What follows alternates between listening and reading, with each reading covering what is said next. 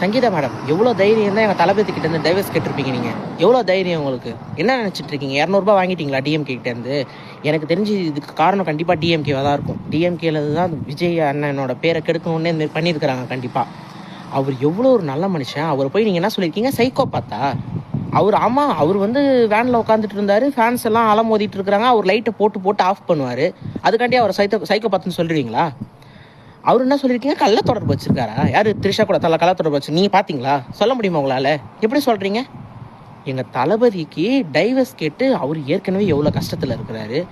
ஒரு விழாவுக்கு கூட அவரால் வெளியே போக முடியல, அவ்வளோ உளைச்சல் இருக்கிறாரு. அந்த நேரத்தை பார்த்து நீங்கள் டைவர்ஸ் கேட்குறீங்களே, இந்த நேரத்தில் அவருக்கு அரசியல் வாழ்க்கை பாதிக்காதா? எப்படி நீங்கள் சொல்லலாம் அவரை பார்த்து சைக்கோ பார்த்துன்னு? உங்களுக்கு தெரியுமா அவர் சைக்கோ பார்த்துன்னு? 1000 தான் 41 பேர் செத்தாலும் நான் தப்பிச்சு போனால் பரவாயில்லன்னு அப்படி ஒரு மனுஷன், அந்த அளவுக்கு யோசிக்கக்கூடிய மனுஷன். அவரை பார்த்து சைக்கோ பார்த்துன்னு? மேம், நீங்கள் வந்து 200 ஊப்பின்னு தெரிஞ்சு போச்சு. நீங்கள் வந்து டிஎம்கேவோட கைக்கூலி. அவங்க சொல்லி தான் நீங்கள் இதெல்லாம் பண்ணுறீங்க. இன்னையோட நிறுத்திக்குங்க இதெல்லாம்.